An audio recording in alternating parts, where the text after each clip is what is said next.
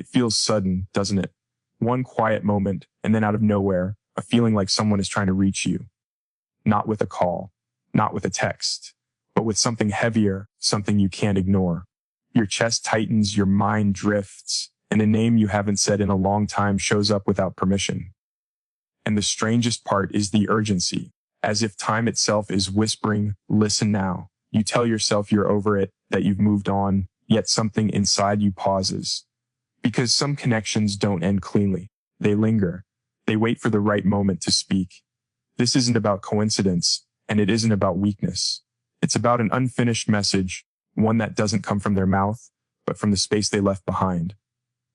And once you hear it, everything begins to change. Urgency in emotional matters rarely comes from the present moment. It rises from something unfinished in the past. When a person feels a sudden pull, an intense need to understand, respond, or revisit someone who once mattered deeply, the mind labels it as urgent. It feels immediate, demanding attention now, as if ignoring it would cause something important to be lost forever. But this urgency is not created by an actual request, message, or event. It is created by an unresolved emotional bond that never fully found closure. The human nervous system is designed to seek completion. When a connection ends without clarity, without mutual understanding, the body and mind remain alert, as though waiting for the missing piece to arrive.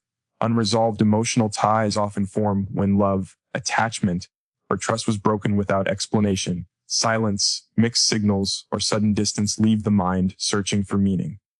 The brain fills gaps with imagined conversations, alternative endings, and repeated questions. Over time, these loops create emotional pressure. When growth begins or life slows down, that pressure surfaces as urgency. It can appear during moments of calm, late at night, or when a person feels they are finally moving forward. The urgency is not about danger or immediate action. It is about the mind asking for resolution where none was given. Many people confuse this feeling with intuition or destiny. They believe the urgency means the other person is thinking about them, missing them, or about to return.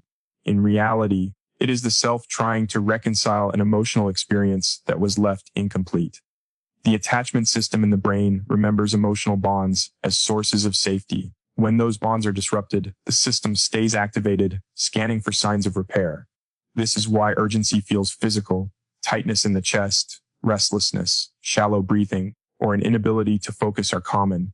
The body is responding as if something essential is at risk, even though no immediate threat exists. This urgency often intensifies during periods of personal change. When someone begins healing, setting boundaries, or stepping into a more grounded version of themselves, old emotional ties resist being released. Growth creates contrast. The mind revisits unresolved attachments to compare who you were with who you are becoming. The urgency is a final attempt to extract meaning from the past before letting it go. It is not a sign of regression. It is a sign that the psyche is reorganizing itself. Another reason urgency feels so powerful is because unresolved ties are often linked to identity.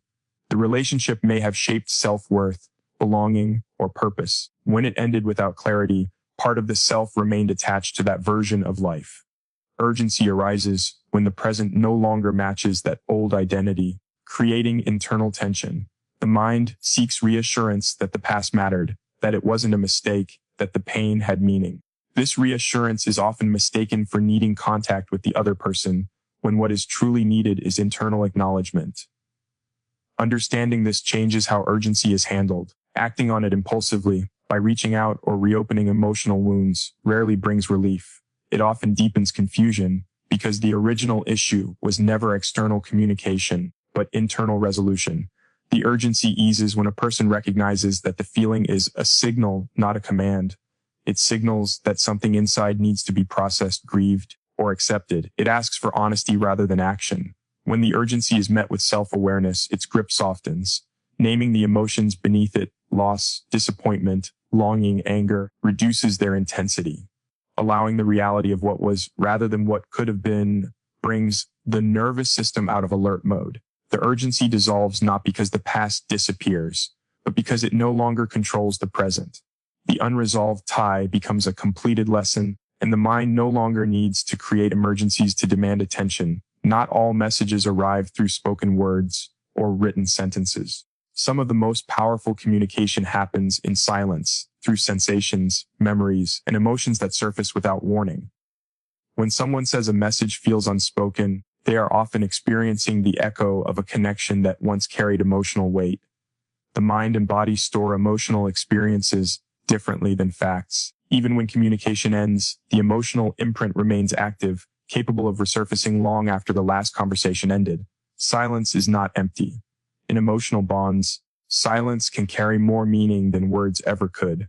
When a relationship ends without clear closure, the absence of explanation becomes its own form of communication. The unanswered questions, the pauses where reassurance should have existed, and the sudden disappearance of intimacy leave behind a vacuum. That vacuum becomes filled with interpretation.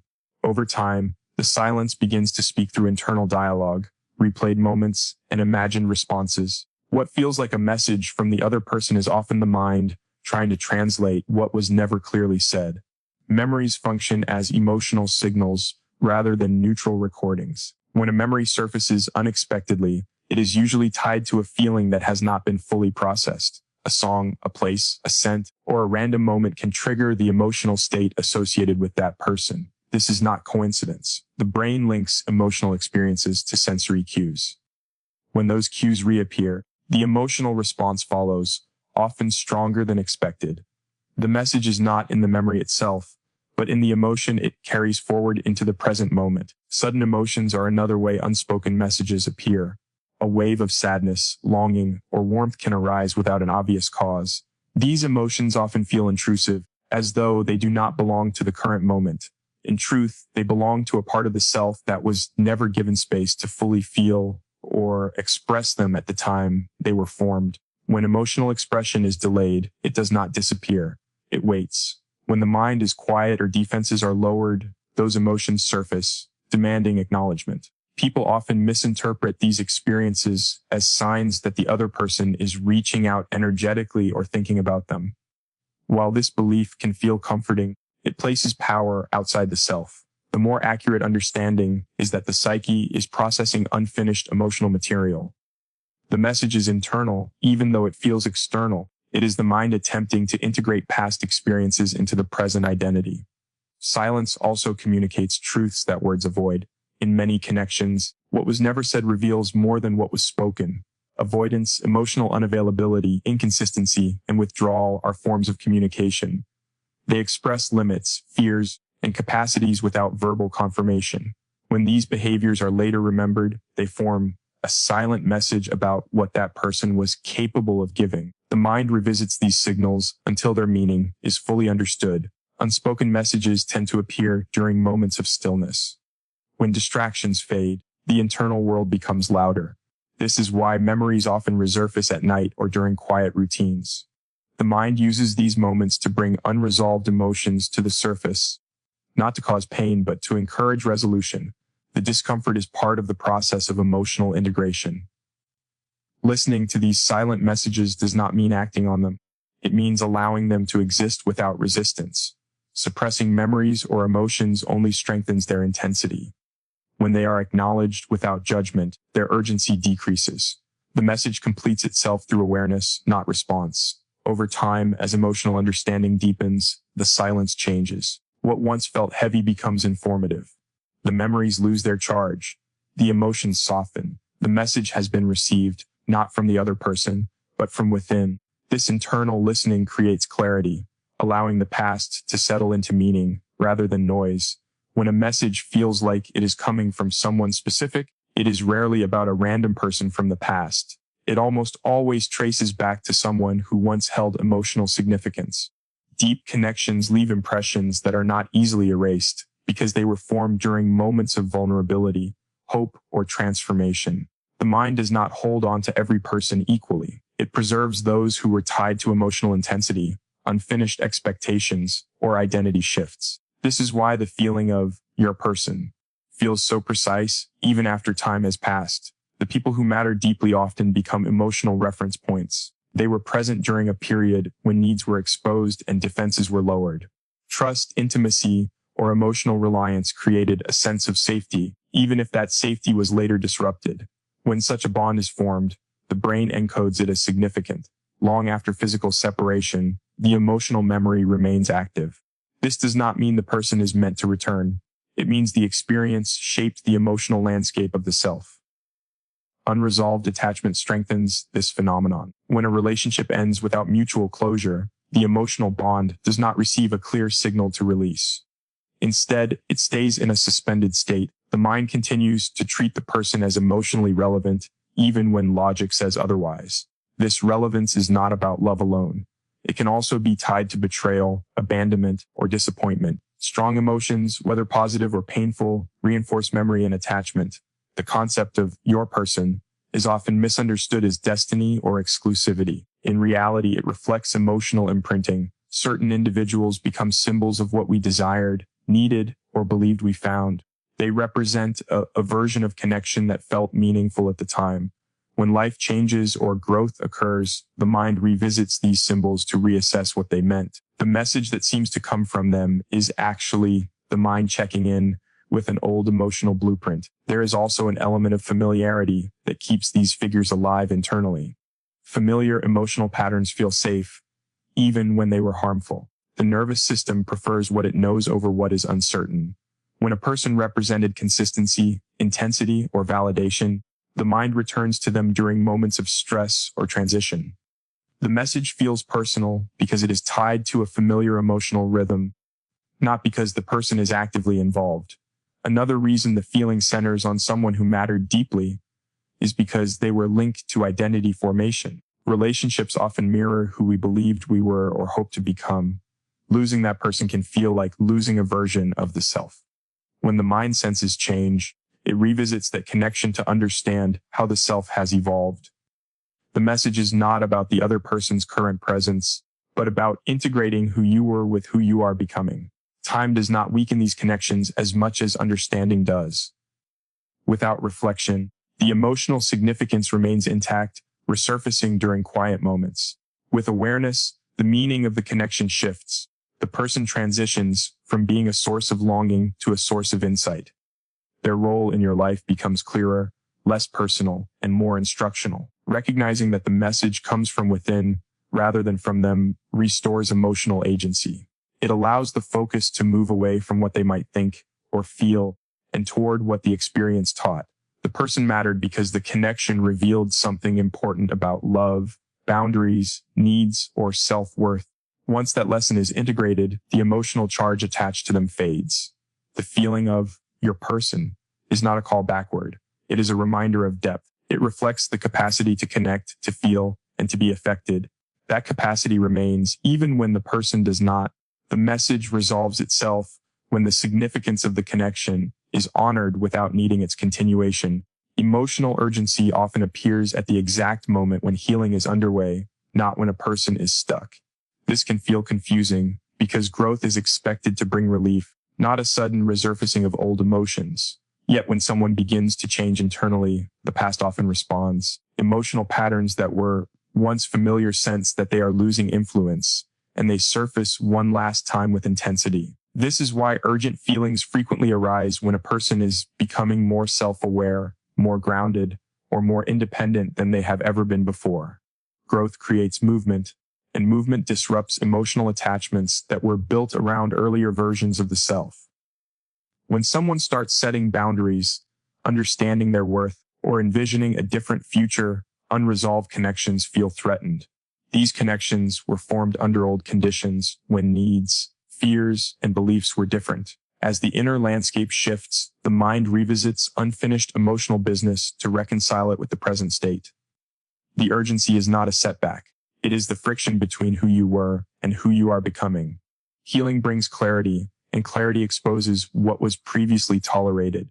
When a person begins to see a past relationship without illusion, the mind experiences resistance. There is grief in realizing that something hoped for will never exist in the way it was imagined. That grief often disguises itself as urgency. The feeling of needing to understand, to revisit, or to get answers intensifies because the fantasy is dissolving. The urgency is an emotional response to letting go of an imagined future. Another reason urgent emotions surface during growth is because the nervous system is recalibrating. For a long time, it may have been accustomed to emotional highs and lows, unpredictability, or longing. Stability can feel unfamiliar. As healing progresses and chaos diminishes, the system may seek out old emotional stimulation. This does not mean a person wants pain again. It means the body is adjusting to a new baseline. The urgency is a temporary reaction to calm, not a sign that calm is wrong. Old attachments also resurface when growth creates space. When survival mode ends, the mind finally has room to process what it postponed. During periods of stress or emotional overwhelm, unresolved feelings are often suppressed to function. When life becomes quieter and safer, those emotions return. The urgency is the mind's way of saying that now, finally, it is safe to feel what was once too much. There is also an element of fear involved in growth. Letting go of the past means stepping into the unknown. Even painful familiarity can feel safer than uncertainty. The urgency pulls attention backward because the future has not yet fully formed. The mind briefly clings to what it recognizes, even if it no longer serves. This is not weakness. It is a natural response to transition. Healing does not erase attachment instantly. It loosens it in layers. Each layer released can trigger emotional responses. The urgency often marks the final stages of release, when attachment no longer controls behavior but still lingers in feeling. This stage can be intense because the attachment is dying, not alive. The mind misinterprets this intensity as a reason to act when it is actually a sign to observe. As growth continues, the urgency loses its narrative. The thoughts become quieter. The emotional waves shorten. What once felt like a command becomes a passing sensation. The attachment fades not through force, but through understanding. When the lesson is integrated, the emotional system no longer needs to create urgency to demand attention. In this way, urgency is not an enemy of healing. It is evidence of it. It appears when the past no longer fits, when the self is expanding beyond old limits. The discomfort is temporary, but the growth it signals is lasting. Listening is often misunderstood as an act of compliance or return. Many people believe that if an emotion resurfaces or a message feels strong, it means they are supposed to go back, reach out, or reopen a door they worked hard to close. But listening, in its deeper sense, has nothing to do with reversing progress. It is about awareness, not action. True listening happens internally. It is the ability to sit with what arises without immediately trying to fix it, explain it away, or respond through behavior. When unresolved emotions surface, the instinct is to interpret them as instructions. The heart feels something familiar, and the mind rushes to give it a storyline. That storyline often points outward, toward the other person. But emotions are not orders. They are information. Listening means allowing the feeling to speak without letting it control direction. It means asking what the emotion is revealing about unmet needs, old wounds, or lingering beliefs, rather than assuming it is asking for reconnection. Going back is often driven by the hope that something will finally make sense. That clarity will come from a conversation, an apology, or a changed version of the other person. Listening, however, reveals a harder truth. The clarity being sought is rarely external. Most of the time, the necessary understanding has already been shown through actions, patterns, and silence. Listening means accepting what was demonstrated, not waiting for it to be rewritten. This distinction is important because emotional systems confuse familiarity with truth. A familiar pain can feel more convincing than an unfamiliar peace. When someone listens without returning, they break that cycle. They allow the feeling to rise, peak, and fall on its own. This teaches the nervous system that emotion does not require reaction to survive. Over time, this creates emotional strength rather than avoidance. Listening also involves recognizing limits. It means understanding that care does not equal compatibility, and connection does not guarantee safety. When a person listens honestly, they hear not just what they felt, but what they lacked. They hear the moments they were confused, diminished, or waiting. These realizations do not invite return. They invite boundaries. Listening becomes a way of honoring the experience without repeating it. Another layer of listening is self-respect. When emotions resurface, it is easy to question progress and assume weakness. But listening reframes the experience. It acknowledges that healing is not linear and that emotional echoes are part of integration. By listening without acting, a person proves to themselves that they can feel deeply without losing direction.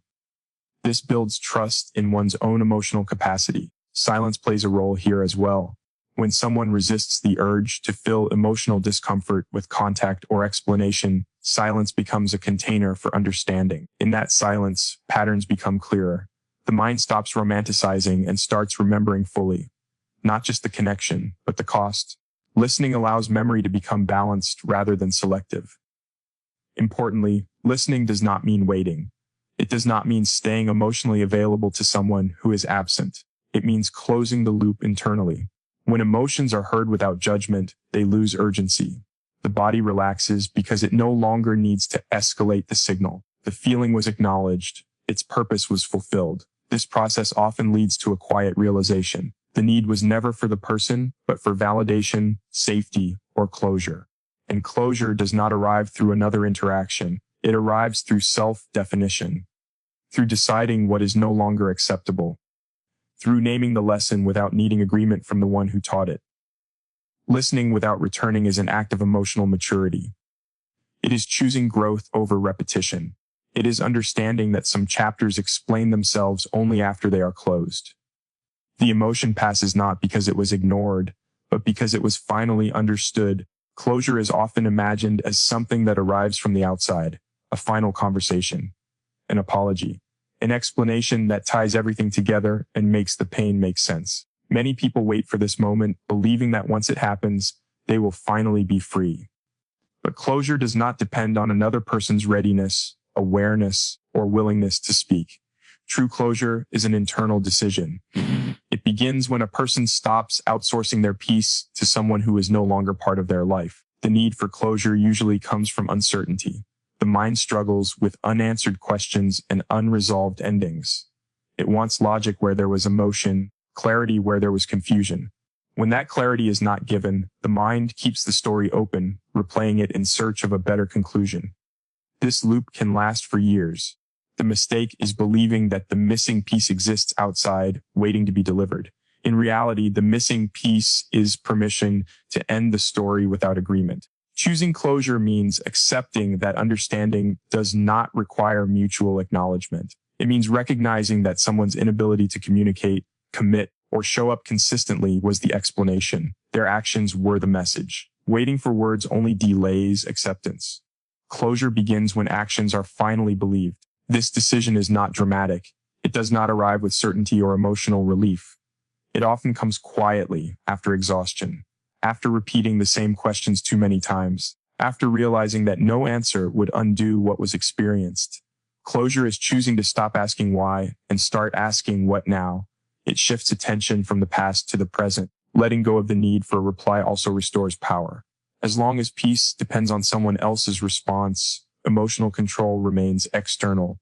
Deciding that their silence, distance, or inconsistency is enough information reclaims agency. It places responsibility back in the hands of the one who was waiting. This is not bitterness. It is clarity. Closure also involves grief, not just for the person, but for the future that was imagined, for the version of life that will never exist. This grief must be felt to be released. Avoiding it prolongs attachment. Allowing it creates space for something new. Closure is not the absence of sadness. It is the absence of hope that keeps reopening the wound. There is often fear attached to closure. Fear that letting go means the connection was meaningless. But meaning is not erased by endings. Experiences can be significant without being permanent. Closure honors what was real without insisting it continue. It allows appreciation without attachment. Making the decision to close the chapter also requires self-trust. Trust that understanding will come without explanation. Trust that peace does not need permission. Trust that moving forward does not betray the past. Closure is an act of loyalty to oneself, not a rejection of what was shared. As closure settles, the emotional intensity fades, memories remain, but they no longer pull. The story loses its urgency. The mind no longer waits for a message that will never arrive. Instead, it becomes present, grounded, available for new experiences. Closure is not a moment. It is a boundary drawn internally, a decision repeated until it becomes natural. And when that boundary is held, something shifts. The need to be understood by them dissolves. Understanding yourself becomes enough. In the end, the urgent message was never meant to pull you backward, but to guide you inward. What felt like a call from someone else was the voice of your own growth asking to be acknowledged. The memories, the emotions, the silence, and the urgency were not signs to return, but signals to understand. Every connection that once mattered left something behind, not to haunt you, but to teach you who you are and what you deserve. When you stop waiting for answers from the past, you step fully into the present. Peace begins the moment you choose clarity over confusion, self-respect over longing, and forward movement over familiar pain. The message is complete when you no longer need it, and the urgency fades because you finally listen to yourself.